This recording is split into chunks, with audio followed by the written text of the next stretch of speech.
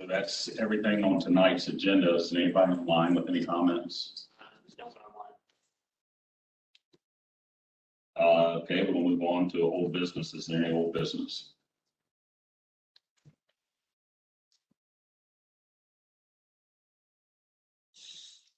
Surprise.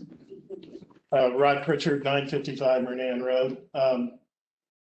I just wanted to express our disappointment that Trustee Stormont would no longer be able to participate in the solar field project that has been proposed. I understand that you currently have a conflict of interest now in that, which leaves one trustee to make the decisions regarding everything that's going to be pushed through on this project. I'm extremely concerned that it's up to one individual now to make the call on this. I understand that you're trying to work things out and make sure that everything, you understand everything and that you make the best decision possible for the township.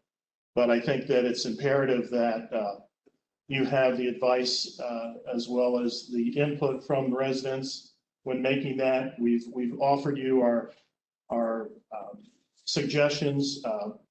We would encourage you to continue to work with us in coming up with the township's formal response and recommendations and concerns that you end up listing on there. Again, it's difficult to have a decision like this made when 2/3 of the trustees are now no longer able to even discuss the issue. So it's extremely concerning for us. I don't know what else we can do about it, but again, offer our assistance to you in coming up with concerns and recommendations that go forward. Again, just, I don't know what else we can, what else we can do at this point. So, but we're here to help. And again, I know we don't see eye to eye on a couple of the issues, but that's okay. So thank you. Sure. Thanks, Mr. Pritchard. Your comments, Mr. Sasson's, and all the other comments obviously have been shared with our legal counsel. I'm very pleased with the way that they're working on this project for Prairie Township. They are working closely with myself and with Mr. Kennedy. They're also reviewing past projects to see what conditions were put on past projects to be able to evaluate those and submit those to both Invenergy and the Power Siting Board. To, just like, we talked here back in December, to be able to provide the best project we can if it does get approved.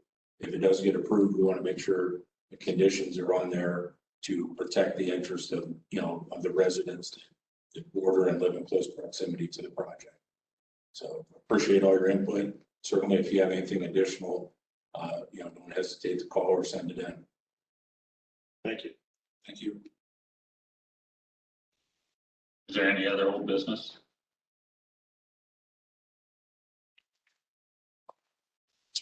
Good evening, honorable trustees. My name is Wojciech Zaleski. I live at 4756 Hilton Avenue. And I am also very concerned about the issue that Mr. Pritchard just raised. And I was wondering if there's any way to appoint alternate trustees to at least temporarily take the functions of Mrs. Schmelder and Mr. Stormont in the matter of this project. I don't believe so. I mean, I'm sure our legal counsel would have. Yeah, I've never heard of something like that, but I can certainly raise the question.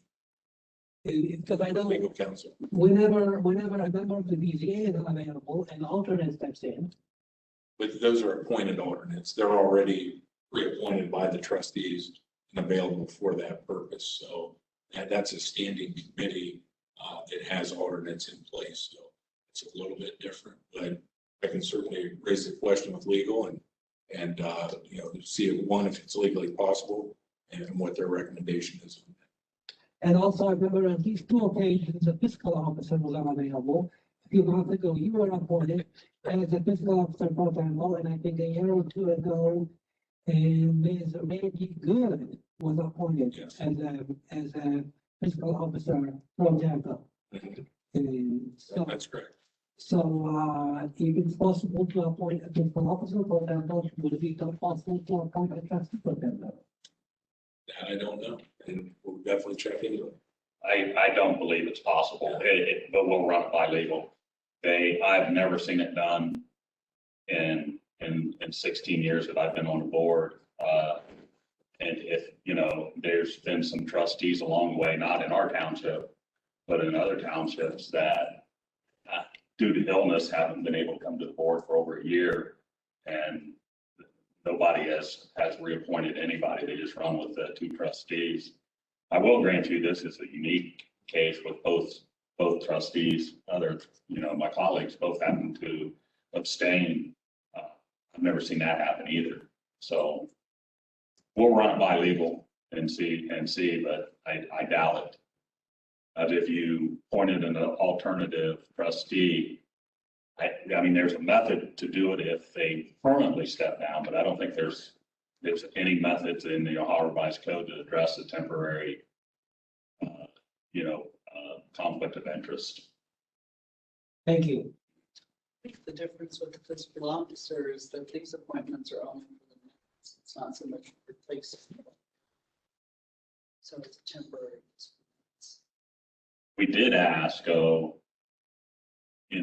that, on the voting process, what happens?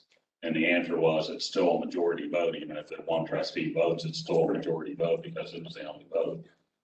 So I did ask that question. But.